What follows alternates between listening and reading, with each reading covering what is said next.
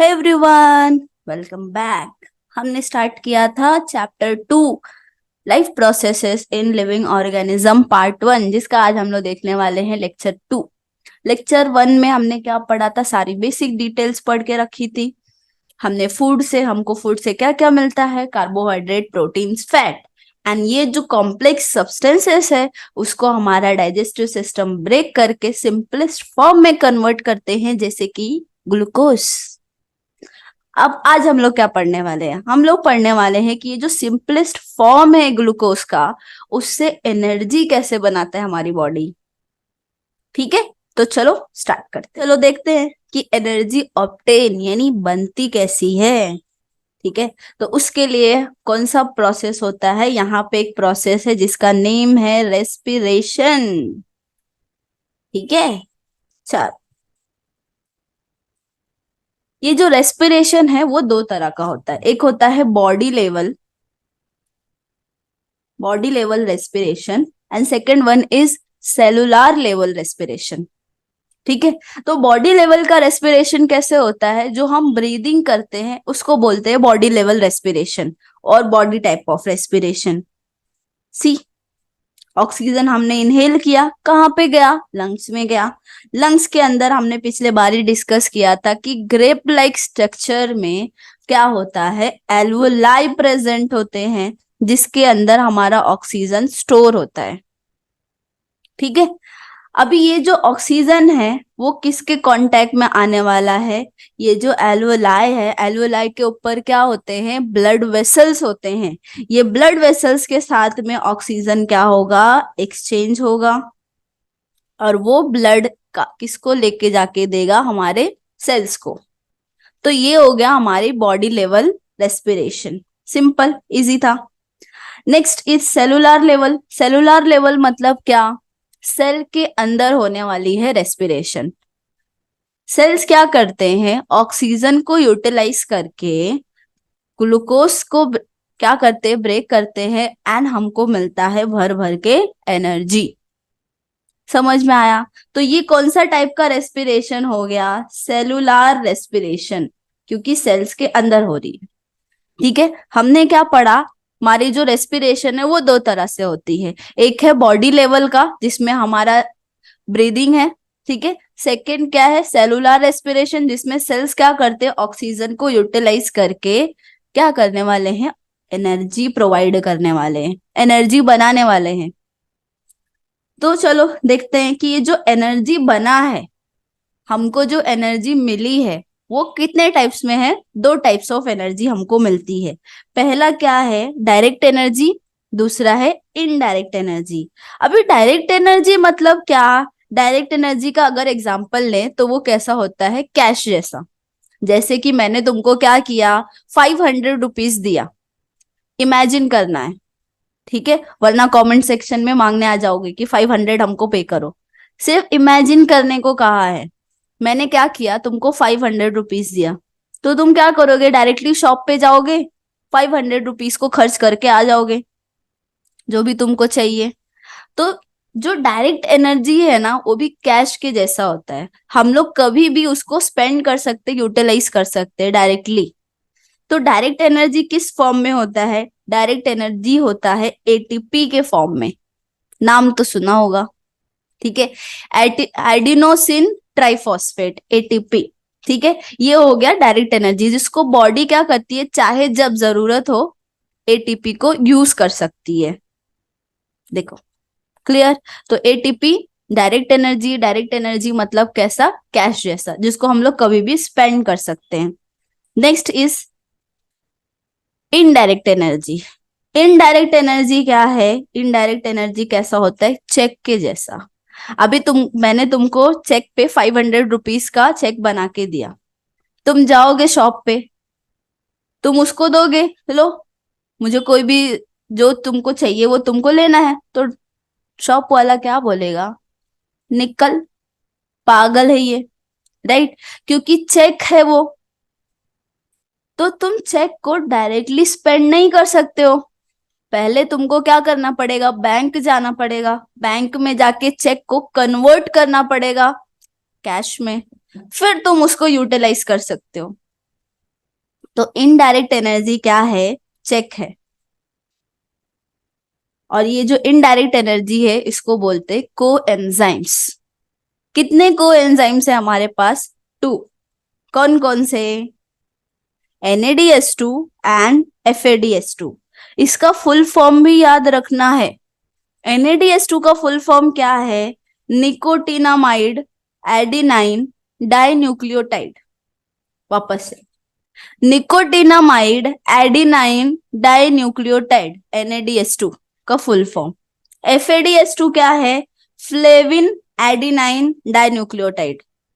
तो ये दोनों जो कोएंजाइम्स है वो क्या है, इनडायरेक्ट एनर्जी है, जिसको बॉडी क्या करता है, डायरेक्टली खर्च नहीं कर सकते। तो क्या करना पड़ेगा, ये जो इनडायरेक्ट एनर्जी है उसको पहले कन्वर्ट करना पड़ेगा, किस में, डायरेक्ट एनर्जी में। समझ में आ रही है चीजें। तो हमको NADH2 से कितनी कैश मिलने वाली है, कितनी डायरेक्ट एनर्जी मिलने वाली है, देखो।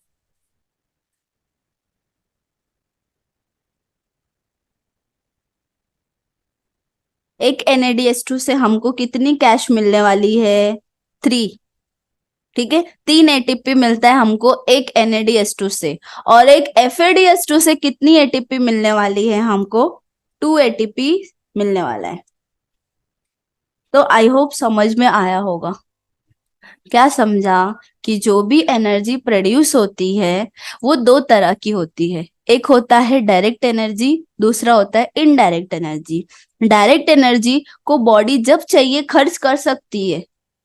किस फॉर्म में रहता है डायरेक्ट एनर्जी, ATP के फॉर्म में। बट इनडायरेक्ट एनर्जी को बॉडी डायरेक्टली यूज नहीं कर सकती है, तो उसको क्या करना पड़ेगा, कन्वर्ट करना पड़ेगा, किस में, डायरेक्ट एनर्जी में। तो हमारे पास इनडायरेक्ट एनर्जी कौन से हैं, NADH2 एंड FADH2। एक NADH2 से हमको कितनी एनर्जी मिल रही है, कितनी डायरेक्ट एनर्जी मिल रही है, 3 ATP मिलता है। एंड एक FADH2 से कितनी एनर्जी मिल रही है, 2 ATP मिल रहा है। मीन्स यहाँ पर 2 एनर्जी, या फिर 2 बोल सकते, 2 ATP मिल रहे हैं। इतना तक समझ में आया है। हमने अभी डिस्कस किया types of energy, direct energy and indirect energy. But energy बनती कैसे होगी, ये सब कहाँ पे हो रहा है, ग्लूकोज से एनर्जी बनने का जो प्रोसेस है ये सेल के अंदर हो रहा है, तो इसको हम सेलुलर रेस्पिरेशन कहेंगे, राइट। ठीक है, बट ये जो पूरा प्रोसेस है ये एक स्टेप में होगा क्या, नहीं, इतना इजी नहीं होता है बॉस। तो हमको यहाँ पर कितने स्टेप है, टोटल 3 स्टेप होते हैं। ठीक है, जिसको बोला गया है ऑक्सीडेशन ऑफ फूड। ऑक्सीडेशन मतलब क्या, ब्रेक डाउन होने वाली है चीजें, किसके प्रेजेंस में, in the presence of oxygen. तो कौन कौन से है वो स्टेप्स, पहला है glycolysis, second is Krebs cycle and third one is ETC reaction. And ये तीनों स्टेप कहाँ पर होंगे, सेल के अंदर। तो ये क्या होगा, सेलुलर रेस्पिरेशन।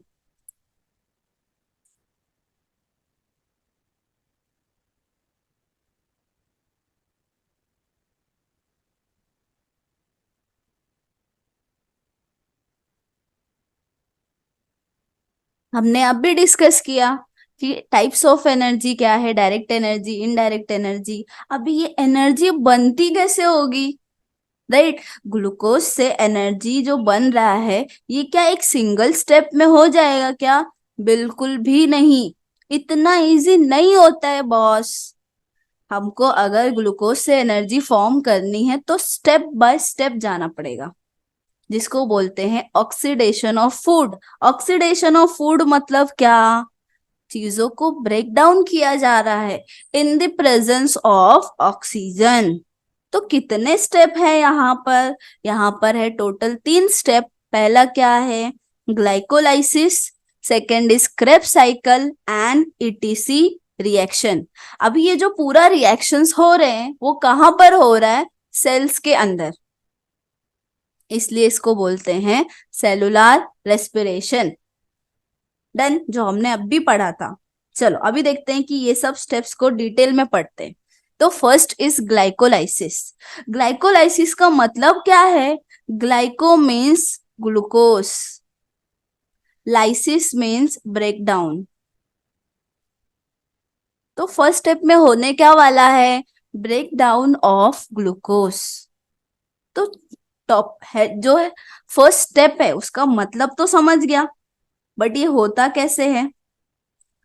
ग्लाइकोलाइसिस को फर्स्ट टाइम डिस्कवर किसने किया था? यहाँ पे जो 3 साइंटिस्ट दिख रहे हैं, कौन कौन है वो? गुस्टाव एम्डेन, ऑटो मेयरहॉफ, जेकब परनास। तो इनका क्या है? एम्डेन का ई ले लो, मेयरहॉफ का एम ले लो, परनास का क्या है? पी ले लो। तो तीनों को मिलाकर क्या बन गया? ईएमपी। ये तीनों साइंटिस्ट ने ग्लाइकोलाइसिस का एक और नेम रखा, जिसको बोलते हैं ईएमपी पाथवे। ठीक है, कैसे आया वो समझ में आया? चलो ग्लाइकोलाइसिस डिटेल में पढ़ते हैं। और ये सब होता कहाँ है? साइटोप्लाज्म में।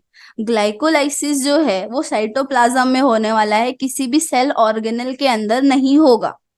क्या समझा? ग्लाइकोलाइसिस कहाँ पर हो रहा है? Inside the cytoplasm. डन। चल, आ गए हम लोग सेल के अंदर। ठीक है, सेल के अंदर के सारे ऑर्गेनल्स को हटा दो। ठीक है, हमको खाली स्पेस चाहिए। ग्लूकोज को अच्छे से पढ़ते हैं कि ग्लूकोज से एनर्जी कैसे बनने वाला है। ठीक है, यहाँ पर है हमारे पास ग्लूकोज। ग्लूकोज का फॉर्मूला क्या है बताओ जल्दी से। ठीक है, कमेंट सेक्शन में लिख के बताओ, पता चले कितना आता है तुमको। चलो, ग्लूकोज क्या है? 6 कार्बन कंपाउंड होता है। ग्लूकोज के अंदर एक molecule of glucose contain 6 carbon compound. तो यहाँ पर हमारे पास ग्लूकोज है जिसके अंदर 6 कार्बन है, उसको क्या किया जाएगा? ब्रेक किया जाएगा। ब्रेक करने के बाद उसको क्या किया हमने? 3-3 कार्बन को अलग कर दिया। तो हमारे पास है 2 मॉलिक्यूल 3-3 कार्बन के, जिसका नेम रखा है पायरुविक एसिड। क्या समझा? Glucose, 1 molecule of glucose is break down into 2 molecules of pyruvic acid. Done, easy की। चल, अभी ये जो प्रोसेस हो रहा है इसमें हमको कुछ बाई प्रोडक्ट्स भी मिलेंगे। क्या क्या मिल रहा है वो देखो। हमको क्या मिल रहा है? Direct energy. क्या था वो? एटीपी। डायरेक्ट एनर्जी हमको कितना मिल रहा है? 2 एटीपी। इनडायरेक्ट एनर्जी कितना मिल रहा है? देखो, 2 NADH2। ठीक है, इनडायरेक्ट एनर्जी मतलब कोएंजाइम्स। और क्या मिला? 2 पानी। 2 पानी मतलब 2 मॉलिक्यूल्स ऑफ वाटर। एग्जाम में 2 पानी मत लिख कर आ जाना, ठीक है। 2 मॉलिक्यूल्स ऑफ वाटर। हमको क्या मिला इसमें? ग्लाइकोलाइसिस ये स्टेप में हमको क्या क्या चीजें मिली? By products. डायरेक्ट एनर्जी कितना मिला? 2 ATP. Indirect energy 2 NADH2। By product 2 molecules of water. तो ये हो गया हमारा ग्लाइकोलाइसिस कंप्लीट। बहुत ज्यादा इजी था। क्या समझा? ग्लूकोज को ब्रेक डाउन किया हमने किसमें? पायरुविक एसिड में। ग्लूकोज कितना मॉलिक्यूल था? 1 मॉलिक्यूल था। पायरुविक एसिड कितना बना? 2 मॉलिक्यूल्स। और उसके साथ में हमको ये सारी चीजें बाई प्रोडक्ट्स मिली। ठीक है, अब क्या हो गया? साइटोप्लाज्म में ग्लाइकोलाइसिस तो कंप्लीट हो गया। अब पायरुविक एसिड को कहाँ पे जाना है? कहाँ पे एंट्री करनी है उसको? माइटोकॉन्ड्रिया में। नाम तो सुना होगा। माइटोकॉन्ड्रिया का नाम जो है उसको एक और चीज बोलते हैं, powerhouse of the cell. Means पूरी बॉडी का जो एनर्जी है वो कहाँ पे बन के रेडी होता है? माइटोकॉन्ड्रिया में। तो पायरुविक एसिड को अगर एनर्जी में कन्वर्जन करना है तो उसको कहाँ पे जाना पड़ेगा? माइटोकॉन्ड्रिया के पास में। अब प्रॉब्लम क्या है? माइटोकॉन्ड्रिया पायरुविक एसिड को पसंद नहीं करता है, तो उसको अलाउ करेगा क्या माइटोकॉन्ड्रिया में? नहीं। तो अब किया क्या जाए? जाना तो है उसको, क्योंकि एनर्जी बनानी है। तो अभी क्या कर रहे हैं? जैसे तुम क्या करते हो, पेरेंट्स के सामने एक्टिंग करते हो ना पढ़ाई करने का, पढ़ते तो हो नहीं, ठीक है, लेकिन अब पढ़ोगे। अब अच्छा लग रहा होगा साइंस, ठीक है। तो अभी क्या हुआ? पायरुविक एसिड को माइटोकॉन्ड्रिया में एंट्री नहीं मिल रही है, तो क्या किया जाए? पायरुविक एसिड का अगर स्ट्रक्चर बदल दे उसको थोड़ा मॉडिफाई कर दे तो क्या होगा, देखो पायरुविक एसिड किस में कन्वर्ट हो जाएगा, एसिटाइल कोएंजाइम ए में। क्या है इसका name, acetyl coenzyme A. Pyruvic acid खुद, पायरुविक एसिड ने खुद को किस में बदल दिया, एसिटाइल कोएंजाइम ए में। तो कुछ बाई प्रोडक्ट भी मिलेगा ना, यहाँ पे कुछ प्रोसेस हुआ है तो क्या मिलेगा हमको, इनडायरेक्ट एनर्जी 2 NADH2 और क्या मिलेगा, CO2 कितना, 2। ठीक है, क्या समझा, ग्लाइकोलाइसिस अभी कंप्लीट हो गया है। ग्लाइकोलाइसिस में हमारे पास एक मॉलिक्यूल ऑफ ग्लूकोज था, 2 मॉलिक्यूल ऑफ पायरुविक एसिड मिला। पायरुविक एसिड जा नहीं सकता था माइटोकॉन्ड्रिया में, तो उसने कन्वर्ट कर लिया खुद को एसिटाइल को एंजाइम ए में। ठीक है, अब acetyl co enzyme A ready है कहा जाने के लिए, माइटोकॉन्ड्रिया में। ठीक है, अब माइटोकॉन्ड्रिया उसको पहचान नहीं पा रहा है, मतलब अब एसिटाइल को एंजाइम को पसंद करता है, तो वो उसको अलाउ करेगा। चलो आ गए हम लोग माइटोकॉन्ड्रिया के पास। ये है सेकेंड स्टेप हमारा, ठीक है, जिसका नेम है क्रेब्स साइकिल। क्रेब्स साइकिल दिया किसने था ये नेम, सर हैंस क्रेब ने। ठीक है, देखो acetyl co enzyme A mitochondria में जाएगा तो वहां पर क्या होने वाला है, साइक्लिक रिएक्शंस होने वाले हैं। साइक्लिक रिएक्शंस की वजह से क्रेब, सर हैंस क्रेब ने क्या किया, उसका नाम रख दिया क्रेब्स साइकिल। ठीक है, चलो एसिटाइल कोएंजाइम ए गया किधर, माइटोकॉन्ड्रिया में। अभी देखो हमारे पास 2 एसिटाइल कोएंजाइम है, सेम ही है। अगर हम एक को पढ़ लें तो दूसरे का भी प्रोसेस सेम ही रहेगा ना, तो हम लोग क्या करते, एक एसिटाइल कोएंजाइम ए को हटा देते हैं। अब क्या हुआ, एसिटाइल कोएंजाइम ए का कंप्लीट ऑक्सीडेशन होगा, ब्रेक डाउन होने वाला है। ठीक है, और वो किस में कन्वर्ट हो जाएगा, सिट्रिक एसिड में। ठीक है, बाकी का प्रोसेस भी है यहाँ पर, हमने अब भी पढ़ा कि ये जो है साइक्लिक रिएक्शन है, बाकी स्टेप्स तुमको दिया नहीं गया है। 10th लेवल पे सिर्फ इतना ही पढ़ो, first step he acetyl coenzyme A citric acid में कन्वर्ट हुआ, ये एक ही स्टेप है, बाकी स्टेप्स तुमको 11th में पढ़ने हैं। ठीक है, इजी है अभी। तो क्या समझा, और जो सिट्रिक एसिड है उसका अगर स्ट्रक्चर देखोगे तो उसके अंदर 3 कार्बोक्सिल ग्रुप प्रेजेंट है। सिट्रिक एसिड का जो स्ट्रक्चर है तो क्या होगा, वो उसके अंदर 3 कार्बोक्सिल ग्रुप प्रेजेंट है। तो इसलिए क्रेब्स साइकिल का ना दूसरा एक और नाम है इसी के बेसिस पे, जिसको बोलते हैं TCA, try carboxylic acid cycle. Krebs cycle का दूसरा नाम क्या है, TCA, try carboxylic acid cycle. क्यों पढ़ा, क्योंकि सिट्रिक एसिड के पास 3 कार्बोक्सिल ग्रुप है इसलिए। ठीक है, अभी कुछ बाई प्रोडक्ट भी मिलेगा ना। चलो, हमको डायरेक्ट एनर्जी मिला कितना, डायरेक्ट एनर्जी मिल रहा है ATP के फॉर्म में, कितना है वो अभी नहीं बताया है तुमको, 10th लेवल के हिसाब से कंफ्यूजन क्रिएट होगा। ठीक है, इनडायरेक्ट एनर्जी मिले NADH2, और दूसरा है, और भी है इनडायरेक्ट एनर्जी FADH2 भी इस रिएक्शंस में मिले। और क्या मिल रहा है, कुछ मिलेगा पानी, कुछ मिलेगा CO2। तो क्रेब्स साइकिल में हमको क्या समझा कि एसिटिल को एंजाइम ए कन्वर्ट हुआ किस में, सिट्रिक एसिड में। और जब ये कन्वर्जन हो रहा है तो हमको क्रेब्स साइकिल जब कंप्लीट होगा तो हमको इतनी सारी बाई प्रोडक्ट्स मिलने वाले हैं। डायरेक्ट एनर्जी मिला, इनडायरेक्ट एनर्जी हमको दोनों मिले, NADH2 FADH2 दोनों मिले, कुछ वेस्ट प्रोडक्ट भी मिलेगा, वाटर एंड CO2। तो कुछ क्लिक हो रहा है क्या, कि जब हम लोग ब्रीदिंग करते हैं हम ऑक्सीजन लेते हैं, लेकिन एक्सेल करते हैं तो CO2 रिलीज करते हैं, तो वो CO2 कहाँ से बनता होगा, कुछ क्लियर हो रहा है, आइडियाज आ रहे हैं।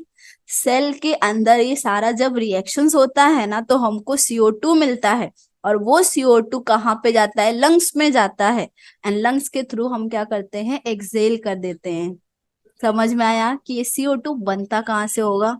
चलो सेकेंड स्टेप तो हो गए, अब थर्ड लास्ट स्टेप क्या है, इलेक्ट्रॉन ट्रांसफर चेन। इसमें क्या होने वाला है, जो हमको इनडायरेक्ट एनर्जी मिला था ना ग्लाइकोलाइसिस में, क्रेब्स साइकिल में, जितने भी हमको इनडायरेक्ट एनर्जी मिले थे उसको कन्वर्ट कर दिया है किसमें, डायरेक्ट एनर्जी में। कौन से स्टेप में, थर्ड स्टेप में। ठीक है, चलो हमारे पास इनडायरेक्ट एनर्जी क्या थे, NaDH2 एंड FeDH2। लेकिन यहां पर आएगा रोल ऑक्सीजन का। हमने ग्लाइकोलाइसिस पढ़ा, क्रेब्स साइकिल पढ़ा, कहीं पर भी ऑक्सीजन का यूटिलाइजेशन नहीं हुआ, लेकिन यहां पर लगेगा ऑक्सीजन का। ठीक है, तो ऑक्सीजन के प्रेजेंस में NaDH2 एंड FeDH2 ब्रेक होंगे एंड हमको देंगे एनर्जी। कौन सा, डायरेक्ट एनर्जी। तो 1 NaDH2 से हमको कितने ATP मिल रहे हैं, 1 NaDH2 give rise to 3 molecules of ATP। Done. And FeDH2 से कितने ATP मिलने वाले हैं, 2। एंड कुछ बाई प्रोडक्ट भी मिलेगा ना, पानी। तो आई होप समझ में आया होगा सारे रिएक्शंस। ETC तो और ज्यादा इजी था, इसमें क्या था, सिर्फ इनडायरेक्ट एनर्जी को कन्वर्ट किया था डायरेक्ट एनर्जी में, किसके प्रेजेंस में, in the presence of oxygen. तो एक NaDH2 से हमको कितनी ATP मिल रही है, 3 ATP। एंड FeDH2 से 2 ATP मिल रही है। तो हमने जो तीनों स्टेप कंप्लीट किया, हमको टोटल कितने ATP मिलते होंगे, राइट। ये क्वेश्चन तो आ रहा होगा ना। तो हमने क्या किया था स्टार्टिंग में, हमने स्टार्टिंग में एक ग्लूकोज लिया था, राइट। एंड एक ग्लूकोज का 3 स्टेप हुआ, ग्लाइकोलाइसिस, क्रेब्स साइकिल, ETC। अब ये सब तीनों स्टेप कंप्लीट होने के बाद हमको टोटल एटलीस्ट कितना कुछ तो अमाउंट में एनर्जी मिल रही होगी। तो हमको टोटल कितनी एनर्जी मिलती है, 38 ATP मिलता है। एक ग्लूकोज को यूटिलाइज करने पर हमको कितनी ATP मिल रही है, टोटल 38 ATP मिलता है। ये NaDH2 FeDH2 सबको ब्रेक करने के बाद इन टोटल। ठीक है, ये इंपॉर्टेंट है, पूछेंगे एग्जाम में। तो एक ग्लूकोज से हमको कितनी एनर्जी मिल रही है, 38 मॉलिक्यूल्स ऑफ ATP मिलता है। और ये जो तीनों रिएक्शंस पढ़े हमने, ग्लाइकोलाइसिस, क्रेब्स साइकिल, ETC, ये तीनों ही बहुत ज्यादा इंपॉर्टेंट है, एग्जाम में पूछते ही है। तो अच्छे से पढ़ना है। कुछ अगर डाउट आ रहा है कमेंट सेक्शन में बोल सकते हो, हम लोग पूरा कोशिश करेंगे कि वो डाउट सॉल्व कर सके। ठीक है, तो अगर इजी लगा होगा, समझ में आया होगा, तो लाइक तो करना ही है, और प्यारे प्यारे कमेंट्स करना, शेयर करना, सब्सक्राइब करना। तब तक के लिए पढ़ते रहो, बढ़ते रहो, और एग्जाम में बहुत अच्छे मार्क्स लेकर आओ।